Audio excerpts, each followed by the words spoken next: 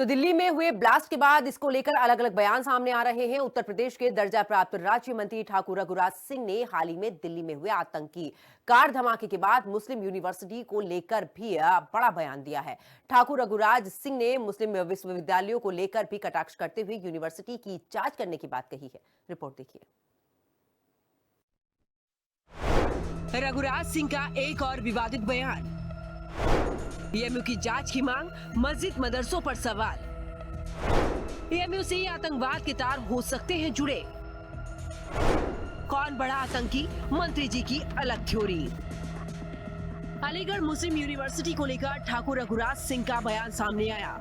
AMU को लेकर ये कोई पहला बयान नहीं, उनका इससे पहले भी एएमयू को लेकर कई बयान सामने आ चुके हैं।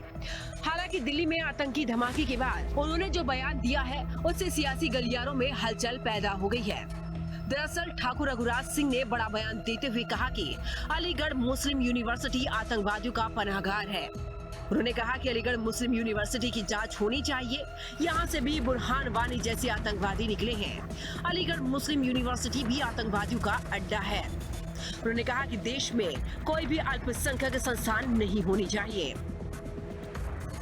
यूनिवर्सिटी जो अलीगढ़ मुस्लिम यूनिवर्सिटी है, जितनी भी यूनिवर्सिटी भारत में अल्पसंख्यक जितनी यूनिवर्सिटी है, इनको तत्काल बंद करना चाहिए, जिससे कि अमन चैन तभी ठीक होगा। इसी के साथ रघुराज सिंह ने मस्जिद मदरसों को लेकर भी कहा, इनको बंद कर देना चाहिए। इन्हीं में आतंकवादी बनाने की ट्रेनिंग दी जाती है। ये जितने भी आतंकवादी निकले हैं आज तक भी मदरसों से या फिर मस्जिद से, इसलिए ये मदरसे और मस्जिद दोनों ही तत्काल बंद देश में कर देने चाहिए, जिससे कि आतंकवादियों का सांप के फन की तरह सिर कुचल दिया जाए। क्योंकि ये किसी भी भारत के किसी भी मौलवी ने, किसी भी मुल्ला ने उसका विरोध अभी तक नहीं किया। तो ये सबसे बड़ा, ये सब लोग इनके साथी हैं, और जितना पढ़ा लिखा मुसलमान है उतना ही बड़ा आतंकवादी है। तो भाई, जिस तरह से रघुराज सिंह ने मस्जिद मदरसों को लेकर दिए गए बयानों को अब ऑल इंडिया मुस्लिम जमात के राष्ट्रीय अध्यक्ष मौलाना मुफ्ती शहाबुद्दीन रजवी बरेलवी ने कहा कि रघुराज सिंह को पूरा ज्ञान नहीं है, इसलिए वो इस तरीके के बयान दे रहे हैं। उनको याद होना चाहिए कि देश की आजादी के लिए इन्हीं मस्जिदों मदरसों के लोगों की भी सहभागीदारी रही है। ये देश सबका है। दर्जा राज्य मंत्री रघुराज जी ने जो बात कही है वो मदरसों के इतिहास से नावाकिफ़ हैं, अज्ञानी हैं।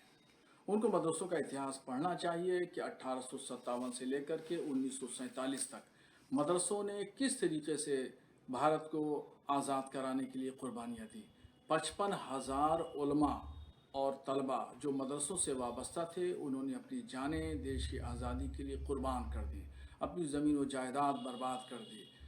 तो जिसका योगदान इस तरह हो, उसके बारे में इस तरह की बात करना, इसका पता चलता है कि वो सिर्फ उनके दिलो दिमाग में संप्रदायिकता वाली सोच और फिरका वाराना जहनियत के अलावा और कुछ नहीं है। तो इस मामले को लेकर समाजवादी पार्टी के नेता सैयद मसूद उल हसन ने बीजेपी पर तंज कसते हुए कहा कि बीजेपी को सिर्फ हिंदू मुस्लिम की राजनीति करनी आती है।